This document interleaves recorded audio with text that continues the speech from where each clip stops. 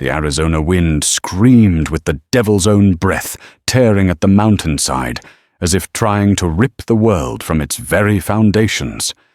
It was in this maelstrom of rain and fury that Finian O'Malley found her.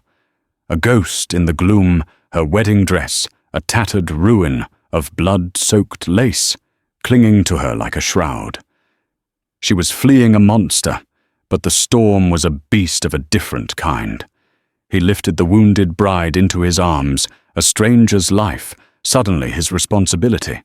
He had no way of knowing that her fragile weight was nothing compared to the secret she carried, a truth so heavy it could shatter the past he thought he knew, and rewrite the history of his own father's grave.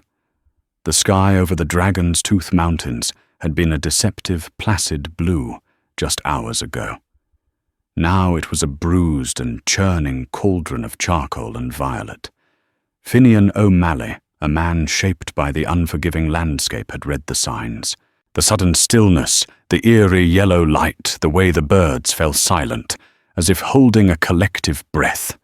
He'd urged his steady roan dust devil into a faster trot, hoping to make the line shack before the heavens tore open. He was too late. The first drops of rain were as thick and cold as melted iron, hitting the parched earth with audible hisses. Within minutes, a drizzle became a deluge. Wind howled through the canyons, a mournful, predatory sound that seemed to claw at the very soul. It was a storm that didn't just want to pass through, it wanted to obliterate. Lightning fractured the sky, illuminating the skeletal forms of ancient junipers and jagged rock formations in stark, terrifying flashes.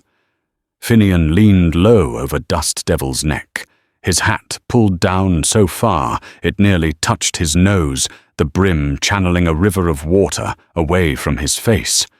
He was cursing his luck, cursing the decision to check the northern fences today. Every instinct screamed for shelter, a place to ride out the tempest.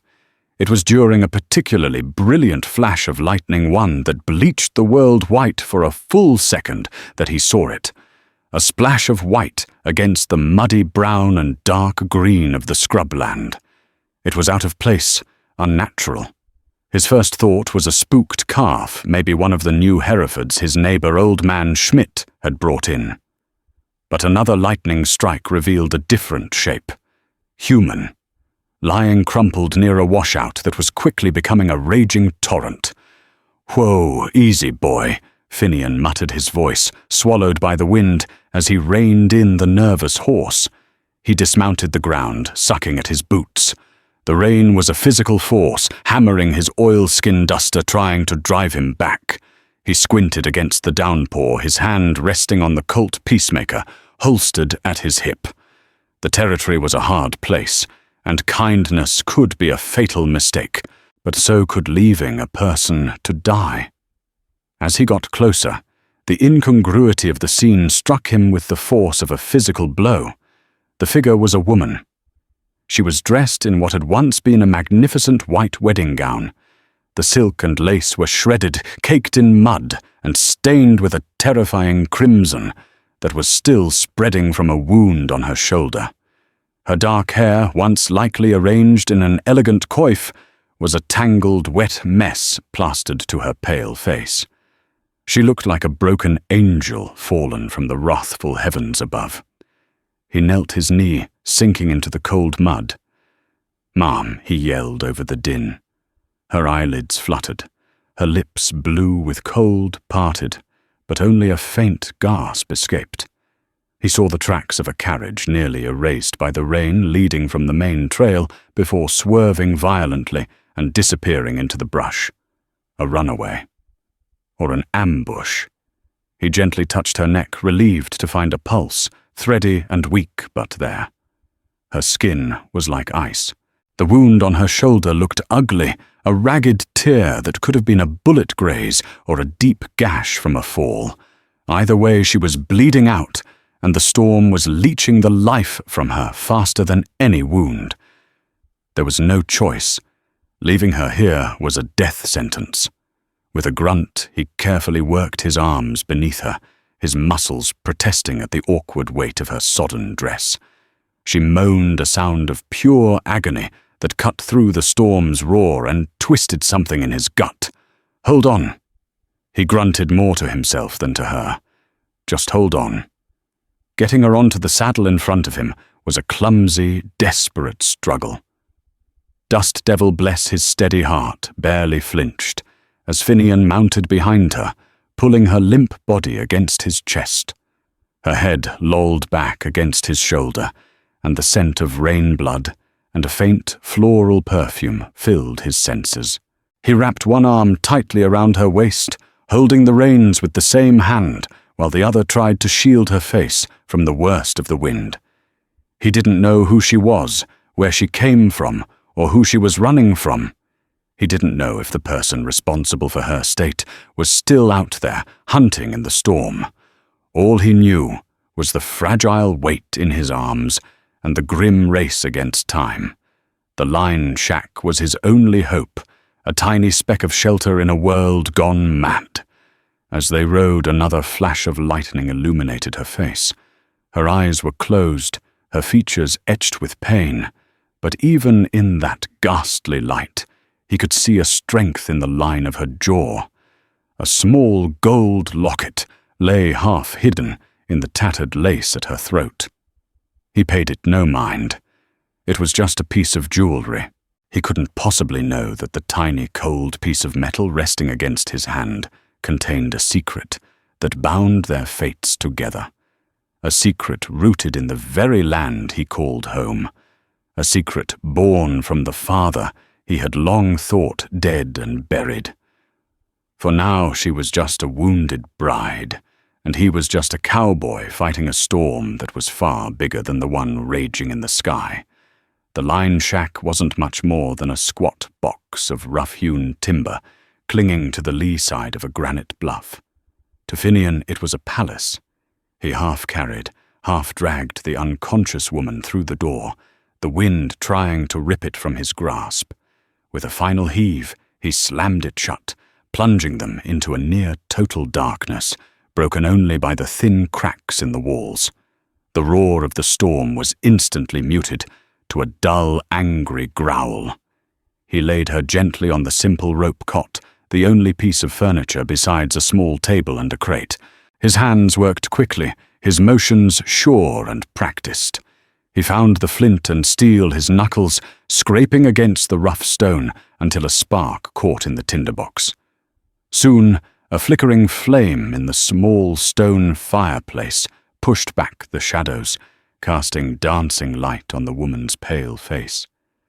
In the warmth of the fire, her condition looked even more dire. The chill had set deep into her bones, her body shivering uncontrollably. The wedding dress was a lost cause, a cold, wet trap holding the dampness against her skin. Finian hesitated for only a moment. Modesty was a luxury she couldn't afford. He found his hunting knife, and with careful precision began cutting away the ruined silk and lace. He worked methodically, trying to keep his eyes averted, focusing on the task. Underneath she wore a simple chemise, which was also soaked and blood-stained. He found the source of the bleeding. It wasn't a bullet graze. It was a deep, vicious gash along her collarbone and shoulder, jagged and angry. It looked like she'd been thrown violently from a carriage and caught on a sharp branch or piece of wreckage. He also found a constellation of dark bruises forming along her ribs and arms. Someone had handled her roughly before the crash. From his saddlebags, he retrieved the essentials, a flask of whiskey-clean rags and a small tin of salve, Doc Abernathy, made from pine tar and herbs. He poured a little of the whiskey onto a rag, the sharp scent filling the small cabin. "This is gonna sting like hell, Mom," he murmured, knowing she likely couldn't hear him. As he cleaned the wound, she cried out a thin, wretched sound. Her body arched on the cot and her eyes snapped open. They were a startling shade of green, wide with terror and confusion. She tried to scramble away her hands, flailing weakly. "Easy now, easy," Finian said, his voice low and calm. He held her steady by her good shoulder. "You're safe. You were hurt. I found you in the storm." Her eyes darted around the small cabin from his weathered face to the crackling fire, then back. Fear warred with exhaustion.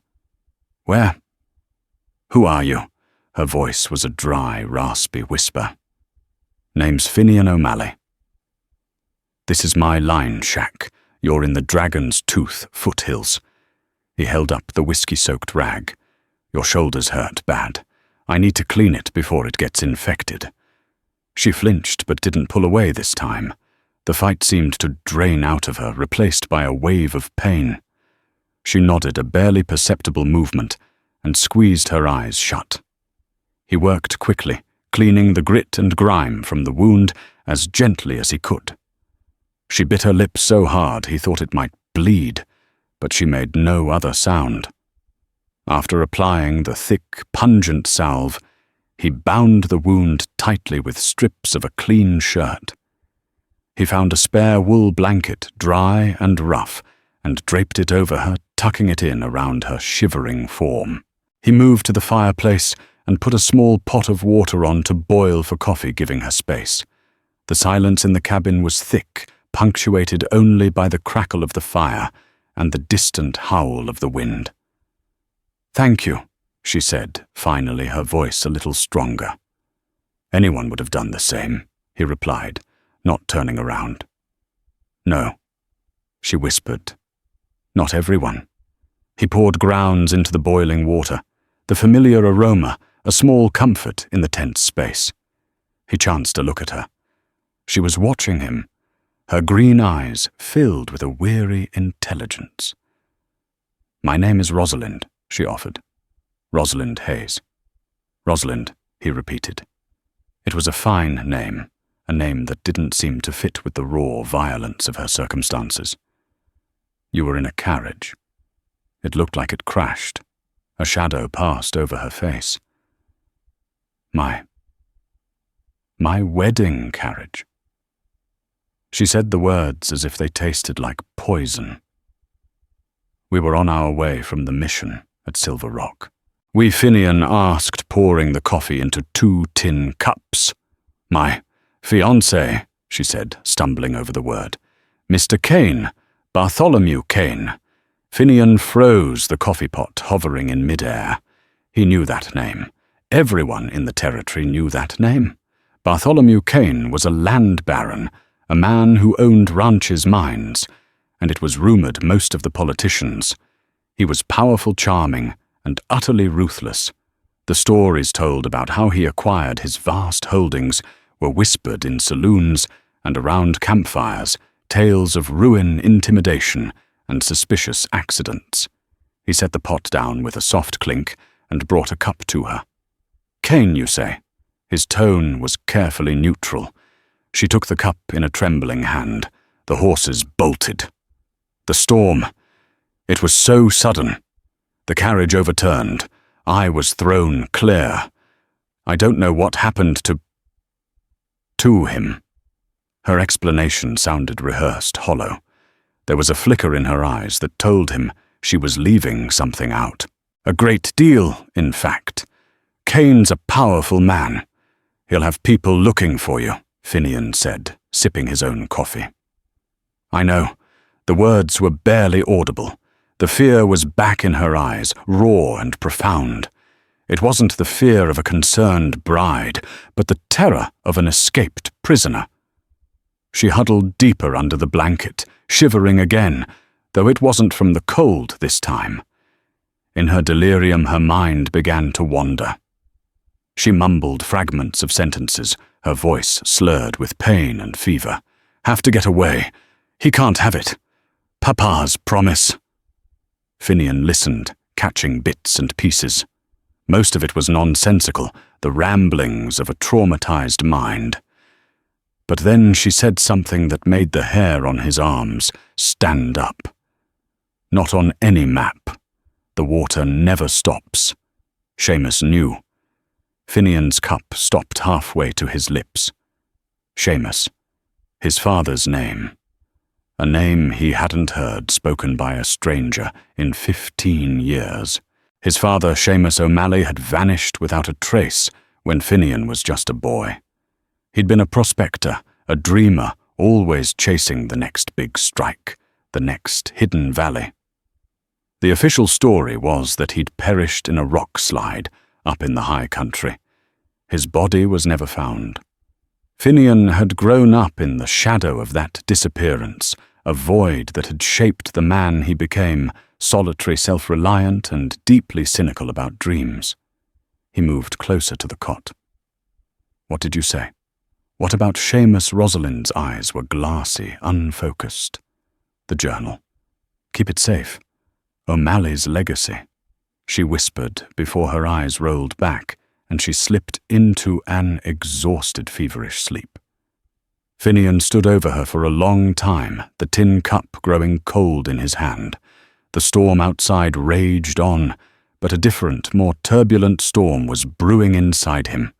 This woman, this runaway bride of the most dangerous man in the territory, had just spoken his father's name. O'Malley's legacy.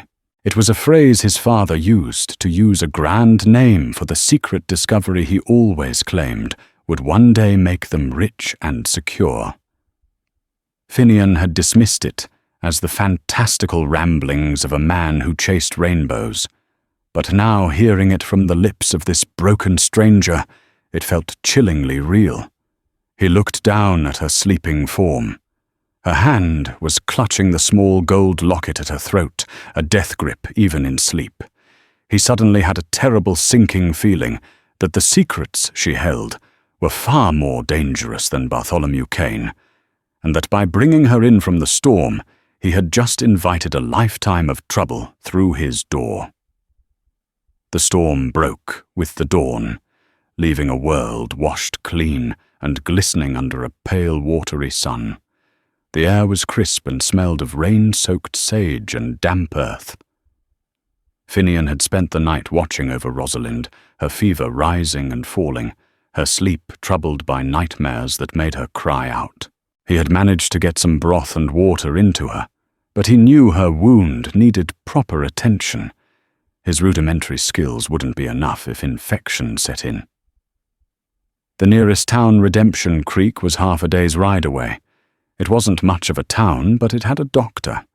He fashioned a travois from 2 long poles and a canvas sheet, a crude but effective way to transport her without jostling her injured shoulder. He loaded her onto it, wrapped in every blanket he owned. She was conscious, but weak, her green eyes tracking his every move with a mixture of gratitude and apprehension. Redemption Creek, he told her, securing the travois to Dust Devil's saddle. "There's a good doctor there. Doc Abernathy. He'll fix you up." She just nodded, her face pale and drawn. "And Kane," she whispered, "we'll cross that bridge when we come to it," he said, his voice grimmer than he intended. The journey was slow and arduous. The washout from the storm had turned the trail into a treacherous mire of mud and debris. Finian walked beside the horse, his hand steady on the bridle, his eyes constantly scanning the horizon. Every gust of wind through the pines sounded like approaching riders. He felt exposed, vulnerable. He was no longer just a ranch hand checking his fences. He was a man harboring a fugitive from Bartholomew Kane. They arrived in Redemption Creek as the afternoon sun cast long shadows down the single dusty main street. It was a typical frontier town, a collection of weathered wooden buildings housing a saloon, a general store, a blacksmith, and a sheriff's office. The sight of them created an immediate stir. People stopped what they were doing, peering from doorways and windows. A man on a travois wasn't an everyday sight, but a woman, clearly a lady of some refinement, despite her disheveled state, was an event. He headed straight for the building with the faded sign that read, "Dr. Elias Abernathy, physician and surgeon." Doc Abernathy was a man in his late 60s, with kind eyes crinkling behind spectacles and hands stained with everything from iodine to engine grease. He took one look at Rosalind and immediately shooed Finian out of the examination room. Finian waited on the porch, restlessly pacing. The town felt different today. Usually he could pass through with a nod and a wave, an accepted part of the scenery. Now he felt the weight of dozens of eyes. He saw whispers exchanged behind cupped hands. The story of the strange woman in the ruined wedding dress was already spreading like wildfire. The sheriff's office was directly across the street. Sheriff Brody stood in the doorway, a hulking man with a drooping moustache and a perpetually wary expression. He watched Finian for a long moment before ambling across the street, his spurs kicking up little puffs of dust. Finian Brody said, his voice a low rumble. "Heard you rode in with some trouble? Found her caught in the storm up in the foothills, Sheriff. Hurt bad," Finian replied, keeping his voice even. "Carriage wreck.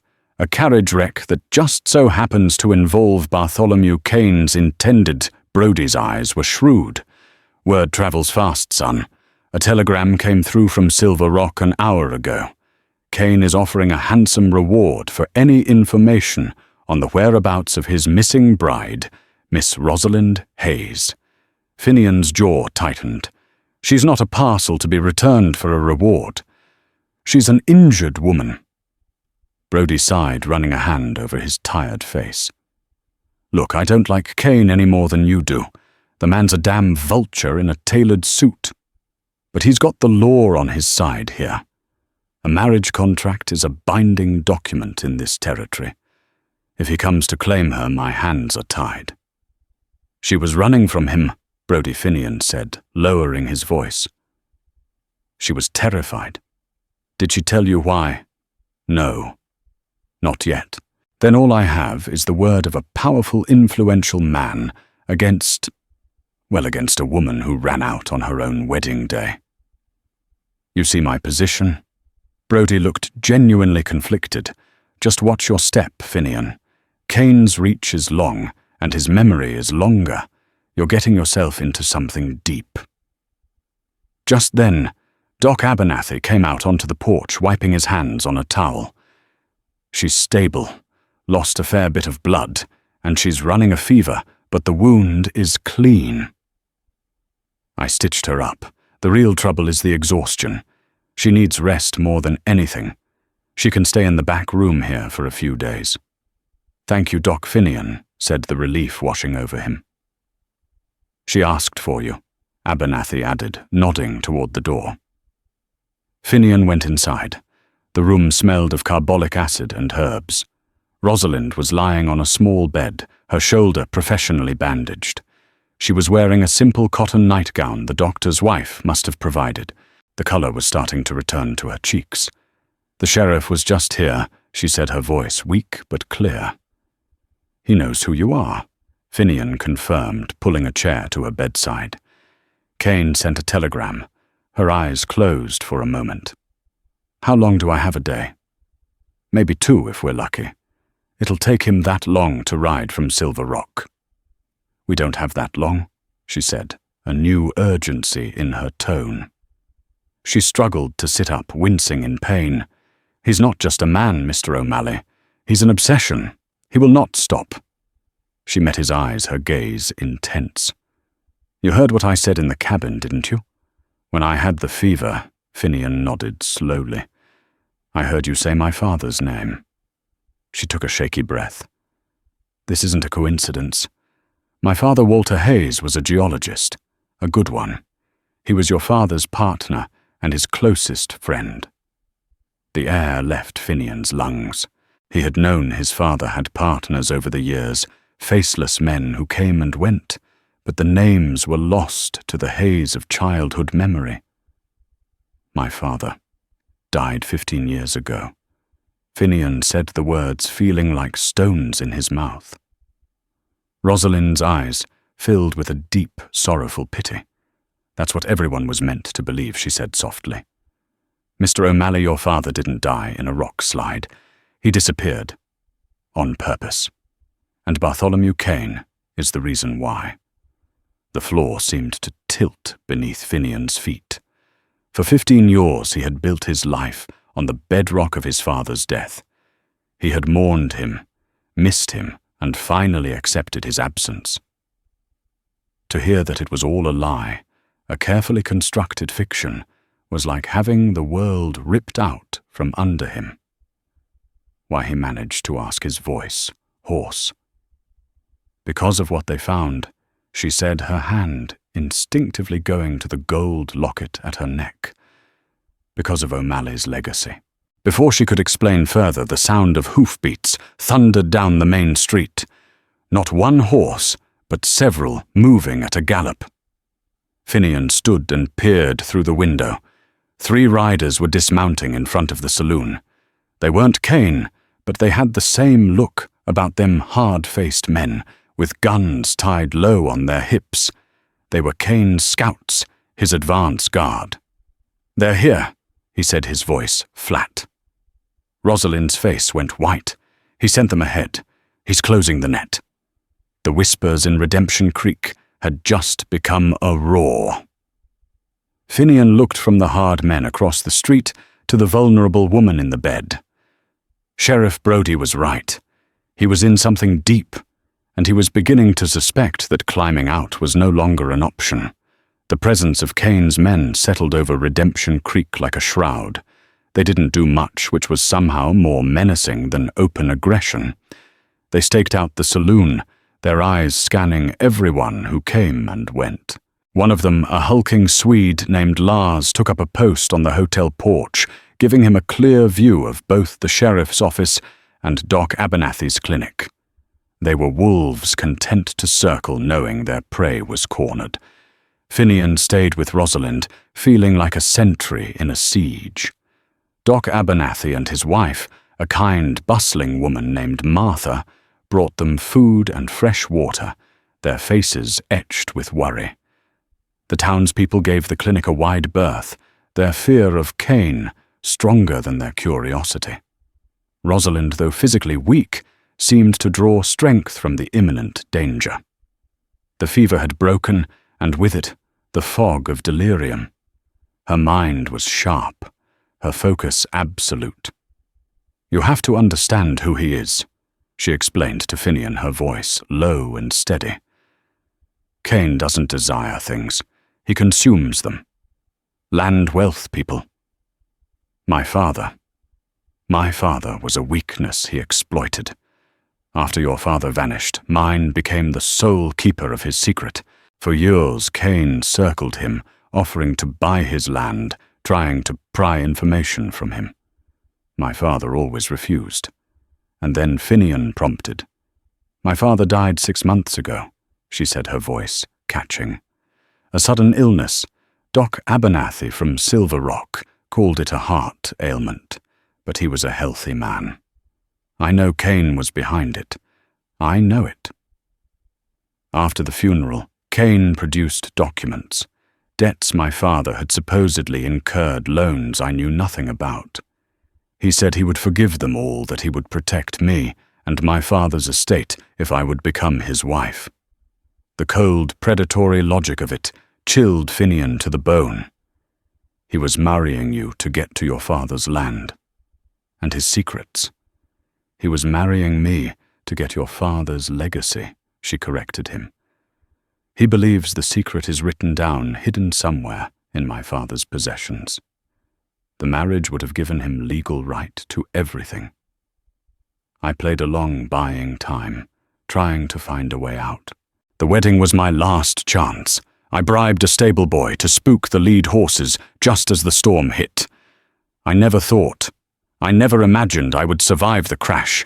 The door to the clinic opened, and Sheriff Brody stepped in his face, grim. He's here. Just rode into town with 2 more men. He's holding court over at the saloon. A cold dread, sharp and immediate, settled in the room. He'll come here soon. Rosalind whispered, her hand gripping Finian's arm. I won't let him take you. Finian said the words, a vow. He felt a fierce, unexpected protectiveness for this woman. He barely knew a woman who had turned his entire world upside down. It was less than an hour later when the clinic door opened again. This time it wasn't the sheriff. Bartholomew Kane was not the brutish villain Finian had pictured. He was tall, impeccably dressed in a fine black suit, his silver hair perfectly coiffed. He moved with an easy, aristocratic grace that was entirely out of place in the dusty town. But his eyes, the color of a winter sky, were utterly devoid of warmth. They held a chilling intelligence and an absolute certainty of his own power. Lars and another hard-eyed man named Gideon flanked him, their hands hovering near their pistols. "Rosalind, my dear Kane," said his voice, a smooth, cultured baritone that dripped with false concern. He ignored Finian completely. "I have been worried to death. To find you here in this rustic establishment. Thank God you are safe." "I am no safer here than I was with you, Bartholomew, Rosalind," replied her voice, trembling but defiant as she pushed herself up on her elbows. Kane's smile didn't falter, but his eyes hardened. "A bout of pre-wedding nerves, I see. Understandable. Come now, my love. Let us put this unfortunate incident behind us. My men will help you." He gestured for Lars to step forward. Finian moved, placing himself squarely between the henchman and Rosalind's bed. "She's not going anywhere," Finian said, his voice quiet but firm. Kane's gaze finally fell upon Finian, and he assessed him with a flicker of bored amusement, like a man examining an insect. "And you are the man who found her. She's under a doctor's care. She can't be moved. I am her fiancé, Kane," stated as if that settled the matter. "Her welfare is my concern, and I will be taking her to a more suitable accommodation." "Step aside, Cowboy." I said no. The affable mask dropped from Kane's face, replaced by a look of pure venom. "You are making a grave mistake. You have no idea who you are dealing with. I'm beginning to get a pretty clear picture," Finian retorted. "A man who threatens a sick woman and forces her into a marriage she doesn't want." "These are private matters," Kane hissed. "Gideon Lars escort my fiancé outside. Deal with this obstacle." The two thugs started to move, but Finian didn't flinch. He didn't draw his weapon. He simply stood his ground, a solid, unmovable presence. "You'll have to go through me." The tension in the small room was thick enough to cut with a knife. From the corner, Doc Abernathy cleared his throat loudly. "As this woman's physician, I am ordering that she not be moved," he said, his voice shaking slightly but resolute. "To do so would be to endanger her life, and Sheriff Brody is aware of this recommendation." It was a small act of defiance, but it gave Kane pause. He was a man who preferred the veneer of legality. Forcing a woman from a doctor's care against medical advice in front of witnesses was messy. Kane's cold eyes shifted from the doctor to Finian, and finally to Rosalind. He held her gaze for a long, chilling moment. "This changes nothing, Rosalind," he said softly, the threat implicit. "You are mine. That contract is ironclad." He turned his attention back to Finian. "And you, Mr. O'Malley, I will learn your name, and you will find that getting in my way has consequences. Enjoy your brief role as a white knight. It will not last." With a final contemptuous look, he turned on his heel and strode out of the clinic, his men following like loyal hounds. The moment the door closed, Rosalind sagged back against the pillows, the adrenaline leaving her. Finian let out a breath he didn't realize he'd been holding. He had just openly defied Bartholomew Kane. He had crossed a line, and there was no going back. "He called you O'Malley." Rosalind said, her eyes wide. "He knows who you are. He knows the name," Finian corrected her. "He doesn't know what it means yet. But he would." Kane was not a man to leave a stone unturned. He would dig into the past of the cowboy who dared to stand in his way. And when he did, he would find the name Seamus. The connection would be made. "We need to leave Finian," said his mind racing. "Tonight. As soon as you can travel." "Where can we go?" she asked, her voice laced with despair. "He owns this territory." Finian looked at her at the locket she clutched, at the fierce determination in her eyes. The secret she carried wasn't just about his father anymore. It was their only weapon, their only hope. "There's only one place he can't follow," Finian said, a wild, desperate idea taking root. "A place that's not on any map." He looked directly at her. "You're going to have to show me the way to O'Malley's legacy." Under the cloak of a moonless night, they slipped out of Redemption Creek. Doc Abernathy had provided 2 horses, sturdy mounts better suited for rough country than Dust Devil, who was left in the doctor's care. He'd also given them a satchel of medical supplies and food. Sheriff Brody had made a point of being at the far end of town, investigating a disturbance at the blacksmith's, a convenient excuse that bought them a precious window of time. Finian knew the lawman was risking his own neck, and he wouldn't forget it. Rosalind, though still weak, was resolute. She rode with her jaw set, her pain buried beneath a layer of pure determination. They didn't speak, saving the horses' strength and their own pushing eastward into the broken labyrinthine canyons that bordered Kane's vast properties. Finian led them on a winding, difficult path he knew from his years of tracking strays, a route designed to be hard to follow. They made camp near dawn, in a narrow box canyon, their small fire hidden by an overhang of rock. As the sun began to paint the eastern sky in shades of rose and gold, Rosalind finally revealed the secret she had guarded so fiercely. She carefully unclasped the small gold locket from her neck. It was old and worn smooth in places. Instead of a portrait, its 2 halves held a tiny, intricately folded piece of parchment, yellowed with age. She opened it with trembling fingers. On one side was a complex series of numbers and symbols. On the other was a crudely drawn map. "My father gave this to me on his deathbed." She began, her voice soft in the quiet morning air. "He made me swear I would never let it fall into the wrong hands. This locket belonged to your mother. Your father gave it to mine for safekeeping the night he disappeared." Finian stared at the delicate piece of jewelry, his heart aching with a sudden, sharp pang of loss for a woman he barely remembered. 15 years ago, Rosalind continued, her eyes distant. Your father and mine made a discovery that was supposed to change everything. They were prospecting for silver in the Dragon's Tooth range, but what they found was infinitely more valuable in this territory water. She paused, letting the weight of the word sink in. In the arid Arizona landscape, water was life. It was power. A ranch with a steady creek was a kingdom. A ranch without one was a slow death sentence.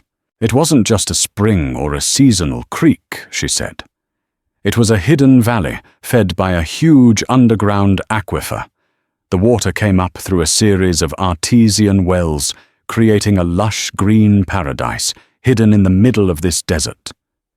A place where the water never stops. Your father called it Aisling Grianmar, the sunny dream, O'Malley's legacy. Finian remembered the Gaelic words from his childhood, whispered like a prayer by his father. He'd always thought it was a fairy tale. They knew what they had. Rosalind went on. They knew a discovery that big would bring predators, men like Kane. So they decided to keep it secret. They filed a claim, but they did it cleverly. They filed it under a pseudonym, Walter Seamus, a combination of their names, and registered it in a land office 200 miles away in Prescott, burying it in paperwork. The official survey markers they placed were miles from the actual valley entrance, a deliberate misdirection. She traced a line on the crude map with her finger. This is the real map. And the numbers, they are the key. It's a cipher. My father taught it to me. It corresponds to a specific passage in a book they both owned. "What book?" Finian asked, leaning closer. "A book of Irish poetry." "Songs of the Wanderer, your father's copy. The passage describes a journey, and the numbers tell you which words to use. The words are directions. 'Third stone, follow the hawk's shadow at noon,' things like that. Without the book, the map is useless.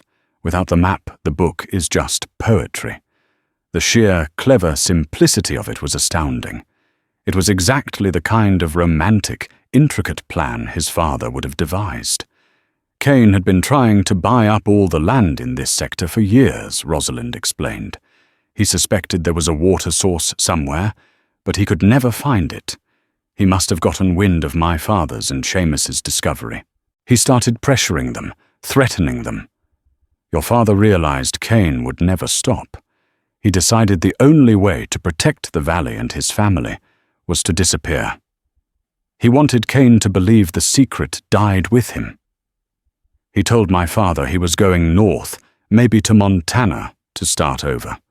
He made my father promise to watch over you and your mother, and to only reveal the valley's location if you were ever in dire need, or when you were old enough to defend it. He left me." Finian said, the old boyish hurt surfacing raw and painful. "He left us." "He did it to protect you," Rosalind insisted gently. "He thought Cain's attention would die down once he was gone. He underestimated the man's obsession. After your father left, Cain's focus shifted entirely to my father. He hounded him for years. And now he believes the final key to it all is with me."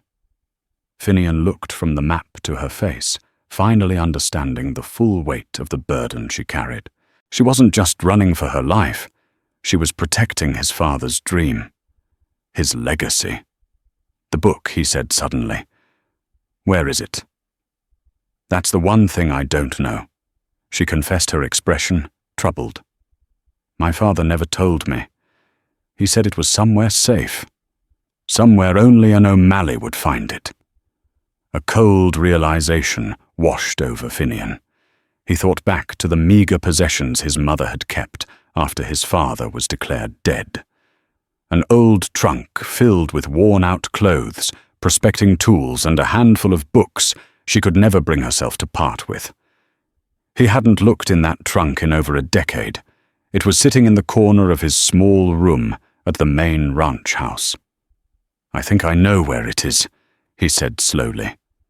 "But it's back at my bunkhouse, on the very land Cain is probably crawling all over by now." The path forward was suddenly clear and fraught with peril.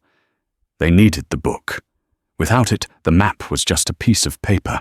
To get it, he would have to ride back into the lion's den, into the heart of the land controlled by the man hunting them. He looked at Rosalind, her face illuminated by the firelight, her expression a mixture of fear and hope. The storm had thrown them together, but it was his father's secret that had truly bound their fates. This was no longer just about saving her. It was about reclaiming a past he never knew he had, and fighting for a future his father had died or disappeared to protect. "You stay here," he said, his voice resolute. "Keep this camp hidden. I'm going back. It's too dangerous, Finian." "It's more dangerous not to," he countered. "Cain is hunting for a woman with a secret. He's not looking for a lone ranch hand heading home. I can slip in and out. I have to." He looked toward the west where the ranch lay, under the shadow of Bartholomew Cain. It was a fool's errand, a desperate gamble. But it was the only move they had left. The ride back was a torment of nerves. Every shadow seemed to hold a threat. Every distant coyote's call sounded like one of Cain's men. Finian skirted the main trails, using arroyos and ridges for cover, his knowledge of the terrain, his only ally. He reached the outlying pastures of the ranch he worked for after dark, dismounting a mile from the bunkhouse and approaching the rest of the way on foot. The ranch was unnervingly quiet. Lights were on in the main house, and he could see two of Kane's men lounging on the porch, smoking cigars. They had taken over the place. His heart hammered against his ribs. He circled around, moving through the darkness like a ghost, his boots making no sound on the soft earth. The bunkhouse was dark and silent. He slipped inside, the familiar smell of worn leather sweat and cheap coffee filling his nostrils. He moved directly to the old wooden trunk at the foot of his bunk. The hinges creaked the sound like a gunshot in the stillness. He held his breath, listening. Nothing. His hands fumbled inside past old clothes and tools until they found them a small stack of books. He pulled them out, carrying them to the single window, where a sliver of moonlight cut through the grime. The first was a worn Bible, the second, a farmer's almanac, and the third, the spine was faded leather, the title barely legible in the faint light, Songs of the Wanderer. Relief, potent and dizzying, washed over him. He tucked the book inside his shirt, its solid weight a comfort against his skin. He was halfway back to the door when he heard it, the crunch of a boot on gravel just outside. He froze, melting back into the deepest shadows of the room. The door swung open, and the silhouette of Gideon, one of Kane's thugs, filled the doorway. He held a lantern, its yellow light sweeping across the small room. "Boss said to check in here." Gideon grumbled to someone outside. Said the cowboy might be stupid enough to come back for something. The light played over Finian's cot, the rumpled blankets, and then passed over the open trunk. "Nothing here," Gideon called out. He took one more look around before stepping back and pulling the door shut. Finian stayed frozen in place, his body rigid, until the sound of their footsteps faded away. He had been seconds from being caught.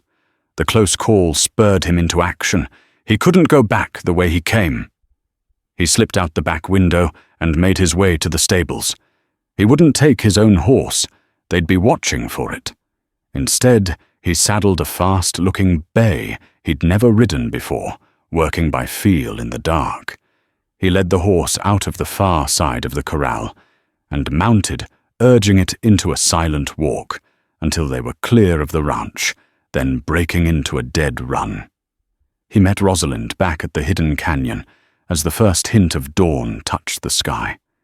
She had a fire going, and the sight of her waiting and anxious stirred something deep inside him. He slid off the horse, exhausted but triumphant, and pulled the book from his shirt. "You have it," she breathed, her relief palpable. Together by the light of the fire, they laid the map out on a flat rock. Rosalind opened the book of poetry. "The numbers on the map are a page, a stanza, and a word count," she explained, her finger tracing the cipher. "Page 42. Stanza 3, word 5. They worked, feverishly translating the code. The cryptic poetic phrases became concrete directions. Where twin peaks greet the sun. Follow the dry wash until the ravens call.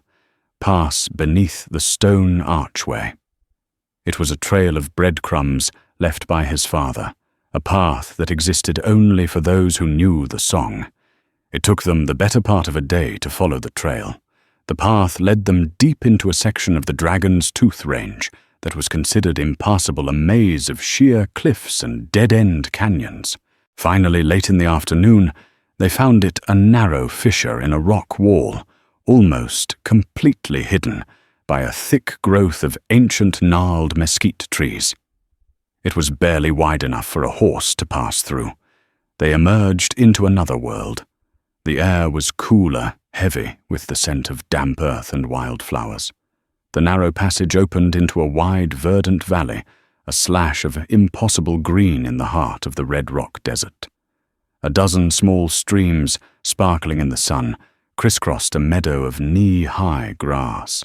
A grove of cottonwood trees, a rare sight in the high country, clustered at the valley's far end. It was exactly as Rosalind had described it. A secret paradise, O'Malley's legacy. At the center of the valley, nestled against the cliff face, was a small, sturdily built cabin. It was his father's. As they approached, a figure stepped out of the cabin's shadow. He was older, his hair and beard shot through with grey, his face a roadmap of hard years. But the eyes were the same ones Finian saw in his own reflection every morning. Seamus Finian whispered, his voice cracking. His father, Seamus O'Malley, stood before him alive. But their reunion was brutally short. A voice cold and triumphant echoed from the canyon entrance they had just come through. What a truly beautiful sight. A family reunion, and a lovely piece of property.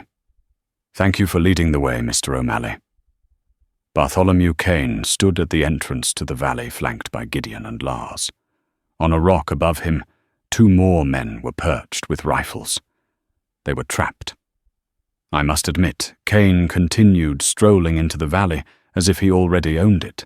Your little code was quite clever. But leaving a trail of broken branches and fresh horse tracks all the way from my ranch, that was careless. Finian's blood ran cold. In his haste, he had been tracked. It's over, O'Malley, Kane said, addressing Seamus. I've spent 15 years hunting for this place. I won't be denied now. The deed and the girl. Give them to me. You'll get neither. Seamus growled, raising an old rifle. Finian drew his Colt, his body moving on instinct, placing himself in front of Rosalind. Kane just chuckled. Predictable. You see, I learned something about you, Finian. Learned you have a misplaced sense of honor. A weakness I can exploit. He nodded to Gideon.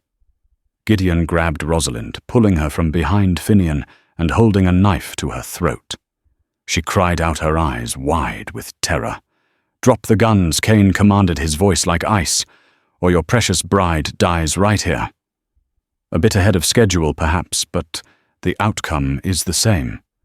Finian's world narrowed to the glint of the blade against Rosalind's skin. Seamus's face was a mask of agony. They had found their legacy only to lose it, and everything else in the same moment. Slowly, reluctantly, Finian let his Colt drop to the grassy earth. His father's rifle followed.